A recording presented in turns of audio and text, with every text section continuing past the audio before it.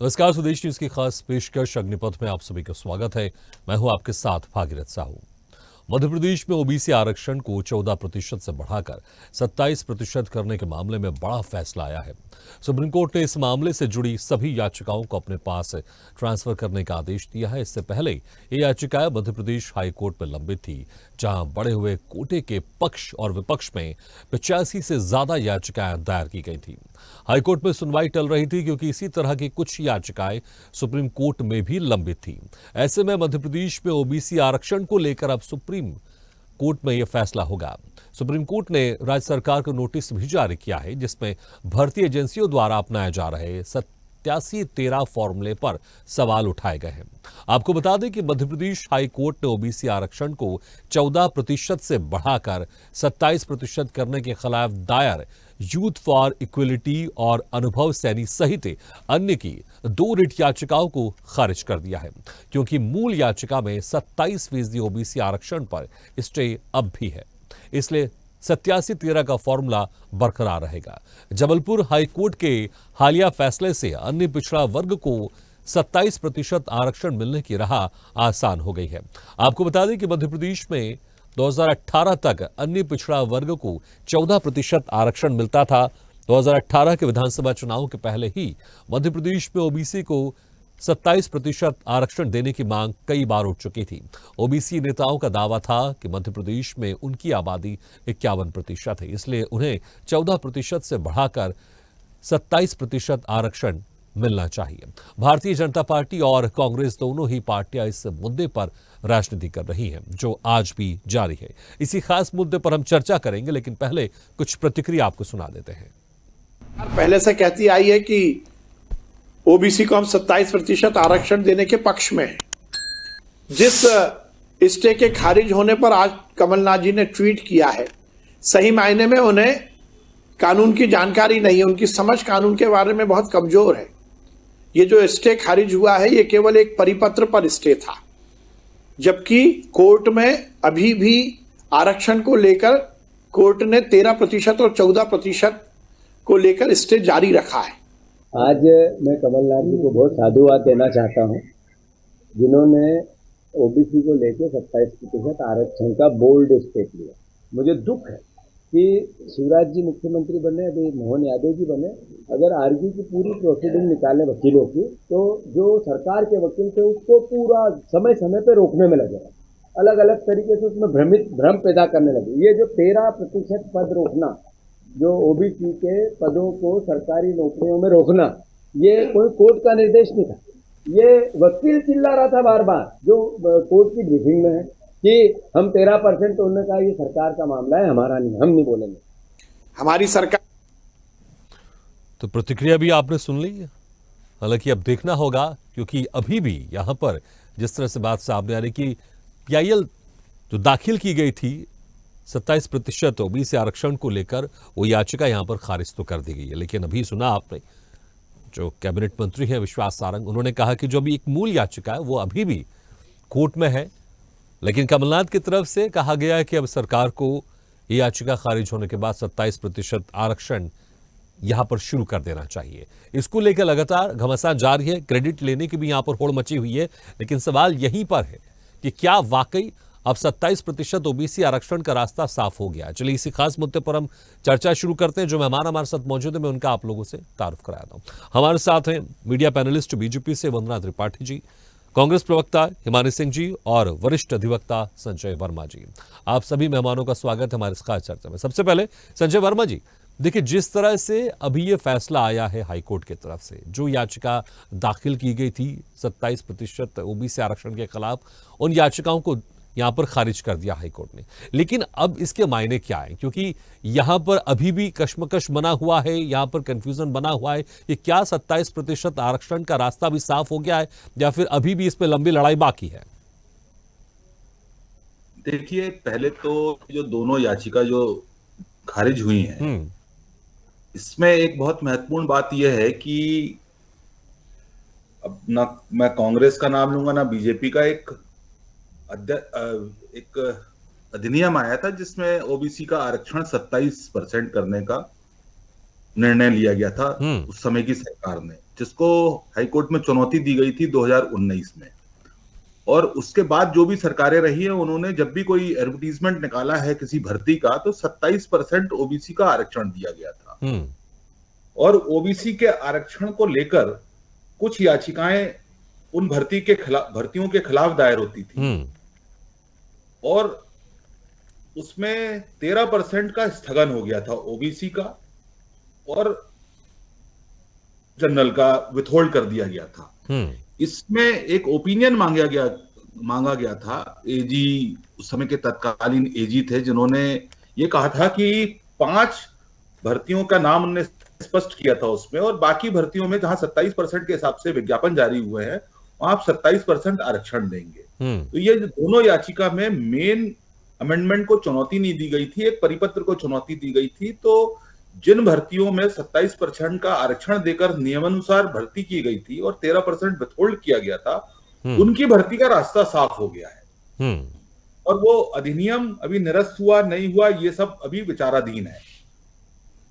Clear हुई आपको ये जो बात जी? मैंने बिल्कुल, यहाँ पर कानूनी चीज हम और समझने की कोशिश कर रहे हैं, लेकिन अभी जिस तरह से कुछ याचिकाएं अभी सुप्रीम कोर्ट में भी वहां पर लगाई गई है। देखिए, सुप्रीम कोर्ट में जो अधिनियम है 27% आरक्षण देने का, वो नियम को चुनौती दी गई है, और मध्य प्रदेश उच्च न्यायालय से वो आज भी स्थगित है। अधिनियम 2019 में एक पिटीशन है, उसमें स्टे है, उसको वो किस तारतम्य में देखा जाएगा। और सुप्रीम कोर्ट ने उन सारी पिटीशनों को बुला लिया है, ट्रांसफर पिटीशन कुछ और भी पेंडिंग है, इसमें अधिनियम को चुनौती दी गई है। ठीक, क्योंकि ये याचिका खारिज होने की वजह से कंफ्यूजन हो रहा है।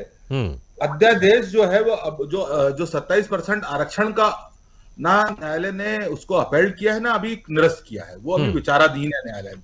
ठीक है, तो ऐसी स्थिति में क्या होता है? जैसे आपने कहा विचाराधीन है, तो क्या जो कानून पास किया गया था उसके आधार पर यहाँ पर अभी सरकार आगे बढ़ सकती है, 27% आरक्षण दे सकती है? सरकार को पूर्ण अधिकार है। आज की तारीख में सरकार बहुत सारी भर्तियों में 27% आरक्षण करके उन्होंने भर्तियां की हैं सरकार ने, परंतु बीच में कुछ इंटरिम ऑर्डर वगैरह हुए हैं हाईकोर्ट से, तो सरकार ने 13% होल्ड करके 87% पर भर्तियां कर रही हैं, और 14% ओबीसी को आरक्षण देकर भर्ती कर रही है। दोनों परिस्थितियों की स्थिति में न्यायालय में लोग मुकदमे दायर कर रहे हैं, और न्यायालय तय करती है कि कैसे होगा। तो अभी आज की स्थिति में बहुत सारे मुकदमों में, बहुत सारी भर्तियों में 87% की नियुक्ति हो पा रही है, 13% होल्ड है, जो ये तय करेगा जो अधिनियम है, अगर वो निरस्त होता है तो ओबीसी को मिलेगी, और अधिनियम बरकरार रहता है तो ओबीसी को, मतलब देखिए, वो कुल मिला के अगर 27% में से 13% होल्ड है, जैसी भी न्यायालय निर्णय होगा उस हिसाब से लागू। ठीक है, इसमें थोड़ा और इसको मैं और क्लियर कर लेता हूं, क्योंकि जो जनता देखना चाह रही है, मुझे लगता है वो इसको और बेहतर समझना चाह रही है। अभी जो 13% भर्तियां होल्ड है, क्या इस फैसले से उस पर जो होल्ड लगा हुआ वो हट सकता है, या फिर अभी इंतजार करना पड़ेगा सुप्रीम कोर्ट के फैसले का? बहुत सारे मामलों में न्यायालय ने 13% जो है वो क्लियर कर दी है, सरकार ने क्लियर कर दी है। जैसे सब इंजीनियर की भर्ती में सरकार ने 27% आरक्षण के हिसाब से भर्तियां कर दी।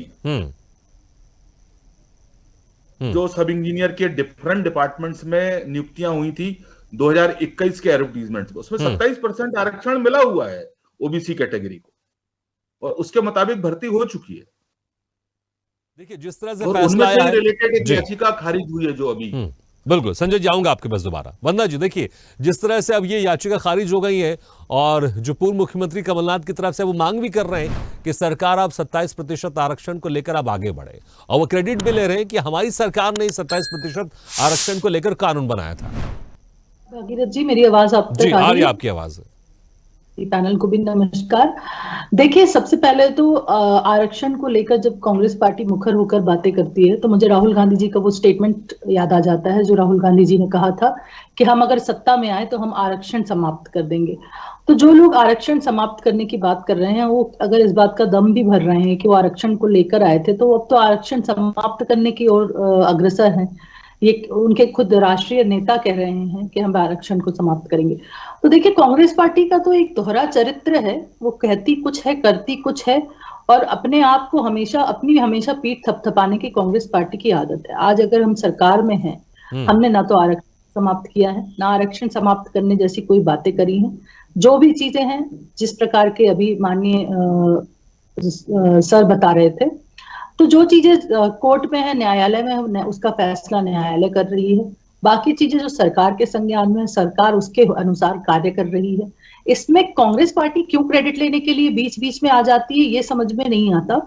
और कांग्रेस पार्टी जब क्रेडिट लेने के लिए आती है तो कांग्रेस पार्टी ये भी बता दे कि उनके जो राष्ट्रीय नेता है वो आरक्षण समाप्त करने की बात क्यों करते हैं। अगर उनके पार्टी की तरफ से ये स्टेटमेंट आया है, राहुल गांधी जैसे एक बड़े नेता ने बोला है कि हम आरक्षण समाप्त कर देंगे, तो फिर आरक्षण का क्रेडिट किस प्रकार से वो लोग ले रहे हैं। दूसरी चीज ये कि जातिगत जनगणना को लेकर काफी मुखर होकर कांग्रेस पार्टी बात करती है, लेकिन क्या ये बता सकती है कांग्रेस पार्टी की उनका प्रोपेगेंडा, जो जातिगत जनगणना का प्रोपेगेंडा फैलाया है, उसके पीछे उनका मुख्य उद्देश्य क्या है, क्या चाहते हैं वो लोग?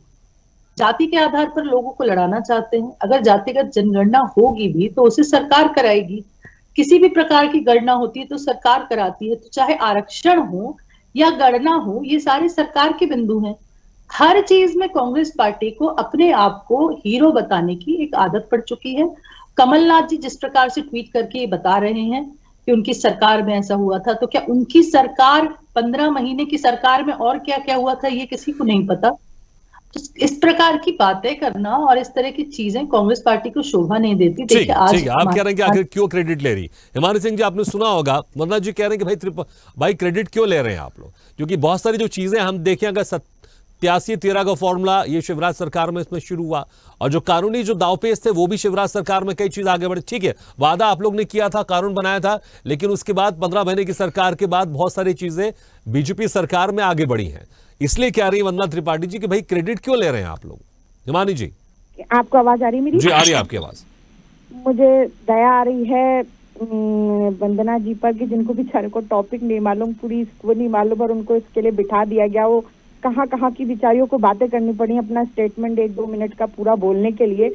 उनको यही नहीं मालूम है कि ये जो ओबीसी आरक्षण के ऊपर जो कल उच्च न्यायालय का जो आदेश आया है वो कमलनाथ जी के सरकार में पारित हुआ था, और उस पर बीजेपी के कुछ कार्यकर्ताओं ने एक याचिका लगाई थी, जिस याचिका को कल उच्च न्यायालय ने खारिज कर दिया। तो कांग्रेस पार्टी और कमलनाथ जी उसका क्रेडिट नहीं लेंगे तो क्या आप लेंगी? आप थोड़ा सा, मैं बीजेपी के जो भी मीडिया विभाग के वो हैं उनको बोलना चाहूंगी, थोड़ा होमवर्क दे दिया करें और कर दिया करें, तो ऐसी हास्यास्पद स्थितियों से बच जाएं। थोड़ा सा पढ़ लें तो उनकी बातों के तो जवाब दिए ही नहीं जा सकते। वो जो ये पूछना चाहती हैं, क्या क्या पूछना चाहती हैं, हम टॉपिक पे रहें। तो ये है कि बिल्कुल बीजेपी की जो मंशा थी ओबीसी आरक्षण को नकारने की, और वो कल उच्च न्यायालय ने बिल्कुल ध्वस्त कर दी। और कमलनाथ जी और कांग्रेस पार्टी इस बात का क्रेडिट इसलिए ले रही है क्योंकि भले संजय जी ने कहा हो कि मैं नाम नहीं लूंगा, उन्होंने भी अपने उसमें क्लियर बोला कि उस समय की जो सरकार थी और इस समय की जो सरकार है, जिन्होंने याचिका लगाई थी और जिन लोगों ने, वो सभी को सब मालूम है कि कांग्रेस पार्टी के शासनकाल में खुद मुख्यमंत्री कमलनाथ जी ने 27% ओबीसी आरक्षण लागू किया था, जिसके खिलाफ 2019 में उनकी सरकार के दौरान ही बीजेपी के लोगों ने उस पर याचिका लगाई थी। और उनके सरकार गिराने के बाद लगातार इस आरक्षण के खिलाफ भारतीय जनता पार्टी षड्यंत्र करती रही, जिस षड्यंत्र को कल नकार दिया गया। उनके जो सेंसलेस सवाल थे, ये जवाब वो जवाब, सिर्फ ओबीसी आरक्षण के ऊपर यहाँ टॉपिक पे बात करने बैठे हैं, बातें भटकाने के लिए और उनकी पिच पे खेलने के लिए हम यहाँ नहीं आए हैं। हमें स्वदेश न्यूज ने ओबीसी आरक्षण के ऊपर डिबेट करने के लिए बुलाया है। तो अगर उनको इसके बारे में जानकारी है वंदना जी को, वो इसके बारे में कुछ पढ़ सकती हैं अभी भी फोन से, गूगल से। तो उसके बारे में कोई सवाल पूछे तो मैं जवाब दूंगी कि उन्होंने इतना घटिया षड्यंत्र क्यों किया, उनकी पार्टी के लोगों ने और उनकी सरकार ने, कि ओबीसी लोगों के खिलाफ ये साजिश रखी और उसके बाद अब ये ध्वस्त हो गई। तो यहाँ वहाँ की बातें कर जनता को भरमाने का काम ये ना करें। हिमानी जी जवाब दे सकते हैं। आप गंभीर आरोप लगा रहे हैं कि आप ही के कार्यकर्ता ने यहाँ पर पीआईएल दाखिल की थी और जिसको हाईकोर्ट ने रद्द कर दिया। देखिए, पहली तो बात ये कि इस प्रकार से बोलना और इस प्रकार के और इनकी पिच पर खेलना और हमारी पिच पर खेलना, ये माइंड गेम्स खेल कर जो कांग्रेस पार्टी बीजेपी के प्रवक्ताओं को उकसाने की कोशिश करती है, और ये कोशिश करती है कि हम जाकर इनकी पिच पर बॉलिंग, इनकी पिच पर बैटिंग और इनकी पिच पर आ जाएं। तो हम नहीं आएंगे, हम सरकार में हैं। अभी बोल रही है, शब्दों पे बोल रही हैं आप। के साथ देखिए, इनकी गंभीरता देखिए कि कैसे बीच बीच में बोलती हैं, यही तो इनकी गंभीरता है। अपने आप को बहुत वरिष्ठ और मुखर प्रवक्ता बताती हैं और कहती हैं, दूसरों को ज्ञान देती हैं। तो जरा ये डिबेट का ज्ञान ये भी ले अर्जित कर लें कि बीच में बोलना हमें हमारी पार्टी नहीं सिखाती, आपकी पार्टी में ही चलता है ये सारी चीजें। और रही बात आपकी पार्टी के ही, राहुल गांधी बोलते हैं आरक्षण समाप्त कर देंगे, आरक्षण खत्म कर देंगे, आरक्षण को एकदम खत्म कर देंगे। तो मैंने क्या गलत बोला माननीय? जरा ये बोलते हैं बस बताइए आप लोग। माननीय, ये बताइए कि राहुल गांधी ने ऐसा आप नहीं झूठ बोला बोल क्या? रही हैं, मैं नहीं बताऊंगी आपको कुछ। मैं स्वदेश न्यूज की डिबेट में आई हूँ, आपके सवालों के जवाब देने नहीं है। आप जवाब दीजिए कि आप लोगों ने ओबीसी के खिलाफ ये षड्यंत्र क्यों रचा, इसका जवाब दीजिए आप। मुख्यमंत्री जी ने आरक्षण समाप्त किया, हमारे प्रधानमंत्री जी ने आरक्षण समाप्त किया। माननीय, आपकी पार्टी के अगर कमलनाथ जी लेकर आए 27% आरक्षण, तो माननीय आपके ही पार्टी के जो एक महान वरिष्ठ नेता, जो अपने आप को बहुत बड़ा नेता समझते हैं कांग्रेस पार्टी का, कांग्रेस पार्टी के हाई कमांड, वो क्यों बोलते हैं माननीय कि हम रिजर्वेशन खत्म कर देंगे? तो माननीय, छोटा तो आप भी नहीं समझती वंदना जी खुद को। क्या आपस में समन्वय, समरसता और सामंजस्य की कमी है कि आप लोगों के होमवर्क नहीं कराया जाता कि राहुल गांधी जो बोलते हैं उसको नहीं बोलना, उसको भी बताना है कि उन्होंने ऐसा क्यों बोला? इसके ऊपर आंसर्स नहीं लिखवाए जाते आपकी क्लास में? आपको ये नहीं सिखाया जाता कि कमलनाथ जी पूर्व मुख्यमंत्री थे तो राहुल गांधी आपकी पार्टी के हिज हाइनेस्ट हैं, वो जो आप बोलेंगे झूठ बोलती हैं। आप लोग एडिटेड व्हाट्सएप यूनिवर्सिटी की, आप लोग व्हाट्सएप यूनिवर्सिटी के विद्यार्थी हैं। आप लोग झूठ बोलते हैं, एडिटेड चीजों को चलाकर आप अपनी दुकान चलाते हैं। आप लोगों की दुकान की नींव ही झूठ पर टिकी हुई है। आप झूठ बोल रही हैं और लगातार झूठ बोल रही हैं और बार बार झूठ बोल रही हैं। ठीक है, लेकिन वंदना जी, यहाँ पर एक बड़ा सवाल है। जिन 13% भर्तियों में होल्ड रखा गया था, क्या उससे अब ये होल्ड हट जाएगा? क्या अब सरकार इस ओर आगे बढ़ेगी? वंदना जी, जिन भर्तियों में 13% जो भर्तियां थी उस पर होल्ड जो लगा हुआ था, क्या उस पर हट जाएगा और इसको लेकर सरकार आगे बढ़ेगी?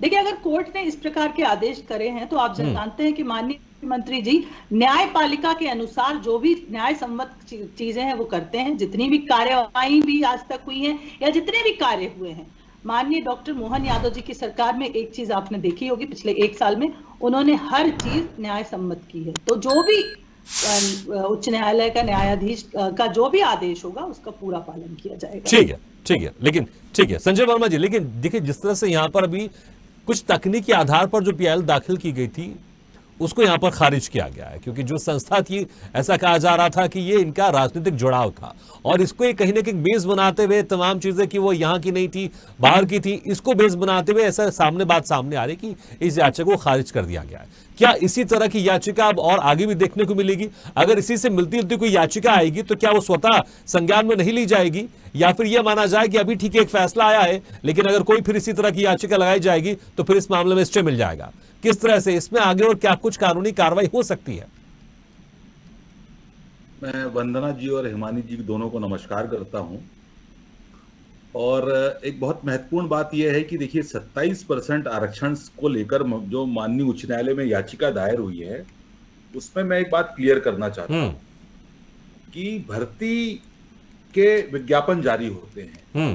भर्ती के विज्ञापन में 27% ओबीसी को जिसमें आरक्षण दिया हुआ है, सरकार ने आदेश कहा कि हम ओबीसी के 27% अभ्यर्थियों को नौकरी देंगे, और वो इन याचिकाओं की वजह से 13% होल्ड हो गए थे, जिनमें अभी भी स्थगन है। उनको छोड़कर उस समय के जो महाधिवक्ता है उन्होंने बोला था कि सब में आप 27% का नियम लागू करके, आरक्षण लागू करके उनकी भर्ती किए।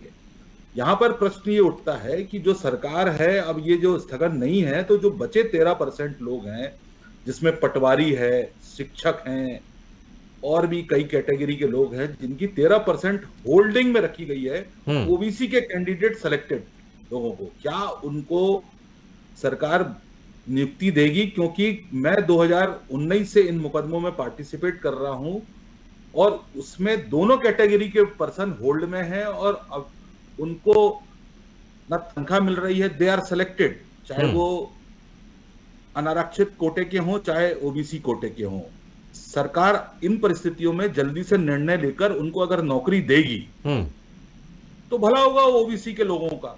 प्रश्न ये नहीं उठता कि किसने आरक्षण लगाया, किसने आरक्षण नहीं लगाया। सरकार अभी जो तात्कालीन सरकार है और ठीक है यही सवाल मैंने पहले भी पूछा था, मेरे पास समय थोड़ा कम है, जवाब ले लेते हैं फिर। हिमानी जी मैं आऊंगा आपके पास, वंदना जी इसमें जवाब दे दीजिए संक्षेप में।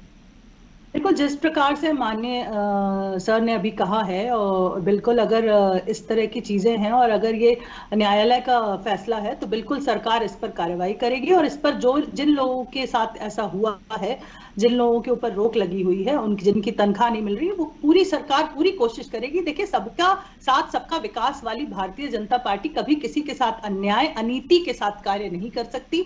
जो फैसला न्यायालय तय करता है उस फैसले पर हम अड़िग होते हैं, उस फैसले को लेकर हम आगे बढ़ते हैं। और आपने देखा माननीय मुख्यमंत्री श्री डॉक्टर मोहन यादव जी ने कभी भी न्याय से हटकर कोई कार्य नहीं। ठीक है, आपने कहा सरकार अगर जिस तरह से फैसला आया, और मुझे लगता है इसको लेकर अभी सरकार विस्तार से इसकी एक गणना करेगी, इसको लेकर एनालिसिस करेगी, और उसके आधार पर उम्मीद करते हैं कि जिस तरह से संजय जी ने कहा शायद उस पर कोई कार्रवाई होगी। हिमानी जी, लेकिन आपको लगता है, क्योंकि देखिए अभी भी कुछ याचिका ऐसी है, हालांकि संजय जी ने कहा है कि अभी है सरकार के पास एक अधिकार है, वो इनको चीजों को लेकर आगे जा सकती है, लेकिन क्या कांग्रेस की तरफ से इसको लेकर एक आंदोलन शुरू किया जाए? क्योंकि देखिए क्रेडिट लेने की होड़ मची हुई है। कमलनाथ ने पहले कह दिया कि भाई हमारी सरकार ने कानून बनाया था और आज फैसला भी आ गया, इसलिए फटाफट 27% आरक्षण पूरी तरह से लागू कर देना चाहिए। लेकिन अब कांग्रेस इसको लेकर कैसे आगे बढ़ने वाली है?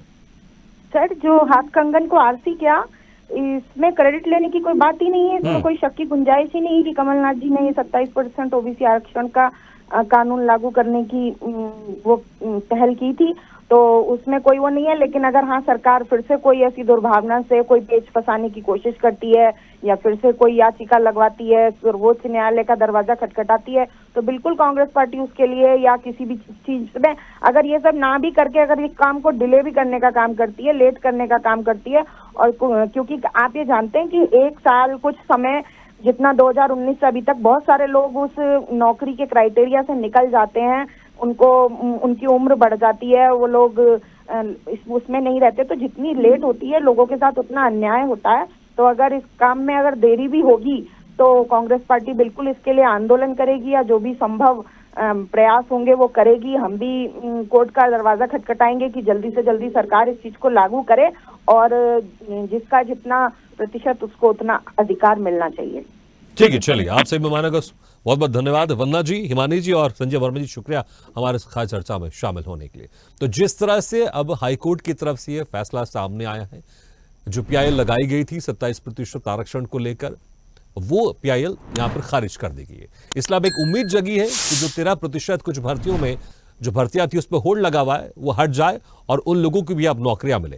लेकिन जिस तरह से यहां पर क्रेडिट लेने की भी होड़ मची हुई है, क्योंकि कांग्रेस का कहना है कि हमने कानून बनाया था इसलिए हमारे कारण आज 27% को लेकर जो एक चीजें आगे बढ़ रही है वो हमारे कारण हुआ है। लेकिन बीजेपी का कहना यह भी है कि हमारी सरकार के कार्यकाल में भी चीजें आगे बढ़ी है, हमने भी कानूनी दावपेच के जरिए यहां तक पहुंचे हैं। लेकिन देखना होगा जनता यहां पर किसे क्रेडिट देती है, लेकिन इंतजार होगा उस दिन का ओबीसी वर्ग के लोगों को कि जब उनको पूरी तरह से 27% आरक्षण मिल जाए। लेकिन अभी भी कुछ याचिकाएं सुप्रीम कोर्ट में वहां पर लगाई गई है, देखना होगा क्या इस पर फिर से होल्ड होगा या फिर जो पूरा संपूर्ण फैसला है वो कब तक आता है सुप्रीम कोर्ट की तरफ से। इसी के साथ हमारे खास पेशकश में फिलहाल इतना है, लेकिन खबरों का सिलसिला लगातार जारी है। आप देखते रहिए स्वदेश न्यूज है, सबसे पहले देश। ऐसे वीडियो के लिए लाइक करें, शेयर करें, फॉलो करें और YouTube पर जाकर सब्सक्राइब करें और बेल आइकन को दबाना ना भूलें। और ताजा तरीन अपडेट के लिए स्वदेशलाइव.com पर जरूर जाएं।